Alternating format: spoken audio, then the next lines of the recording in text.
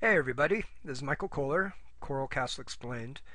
In my last video I discussed with you the correlation between the stones at Giza that make up the Great Pyramid and showed their correlation with the coral that Ed used at the Coral Castle. In this video I'm going to show you how this same connection is directly related not only to the human body but also to consciousness. This is a really amazing thing that I just discovered, so stick with me to the end. I'm thinking you'll be amazed. Having just passed Valentine's Day, it brought to mind an odd piece of trivia that I had once heard about the Feast of Love table that you can see there in the picture. This 5,000-pound giant heart-shaped table that Ed apparently made for Agnes. It is actually the largest Valentine in the world. But some people have speculated that the table was not necessarily referencing his love for Agnes, but perhaps a clue in regard to how he was able to move the coral blocks. Researcher and scientist Greg Braden talks about how the heart has the ability to generate the largest field of energy of any organ in the body. In fact, it has been shown that consciousness and human emotion have the ability to affect the Earth's magnetic field. If it is true that our thoughts and perceptions, empowered by our emotions, can affect a change in the Earth's magnetic field, is it possible that this same energy can affect a change in physical objects? In my previous video, I mentioned the similarities in the structure between calcite and quartz. The structure of calcite and quartz is similar because they come from the same crystalline family. Quartz, as you may know, is used for a variety of things, including creating prisms for optical instruments, using them in watches, radios, and an assortment of other gadgets. Quartz, due to its crystalline structure, is not only able to control the frequencies of oscillating electric currents, it is also able to convert electric signals back into sound waves.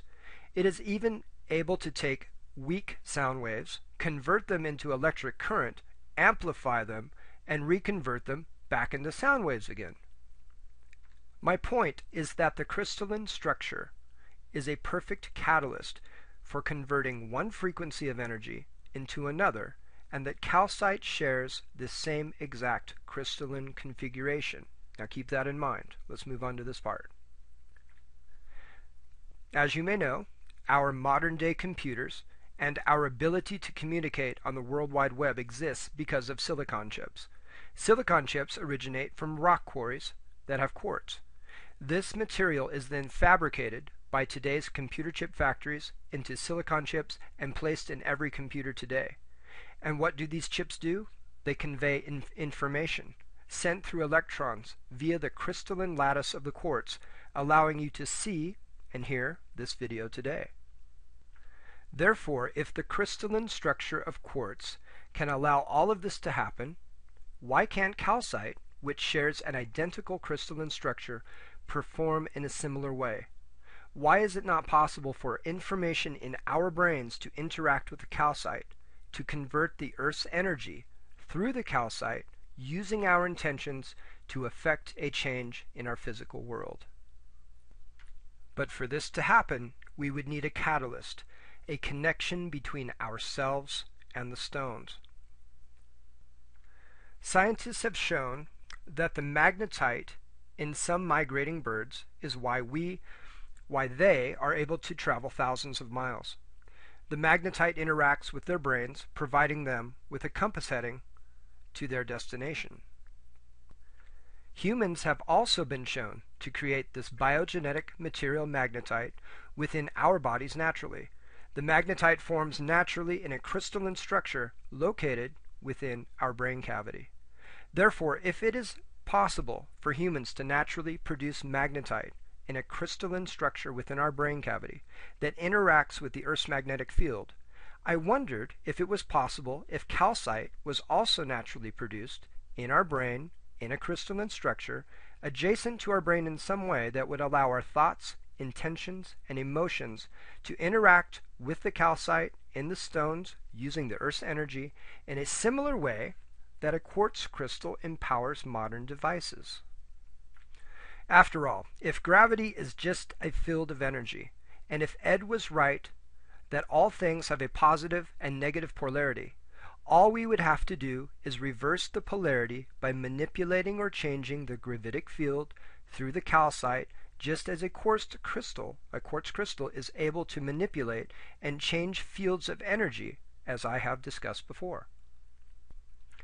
However, to do this, we would need a catalyst, a connection between ourselves and the stones, so that we could personally affect a change through our intentions and reverse the field of gravity. I believe that I have found that connection. The pineal gland is a small organ situated in the exact center of the brain between the left and right hemispheres. It has been thought by scientists to be an evolutionary leftover. However, many others believe it to be much more than that. In a recent study, it has been shown that the pineal gland contains a new form of biomineralization similar to the production of the biologically created magnetite crystals within our human brain. What has been found in the pineal gland is calcite. It is my belief that Ed Leedskalnin was able to do the miraculous by harnessing the natural energy of the earth, conducted through the calcite in the coral, empowered by his intentions, that were conveyed and broadcast through the pineal gland at the center of our brains. In my next video, I will discuss the pineal gland in more depth, a subject called counter-rotating fields, and how this relates to Ed's perpetual energy device. Till next time.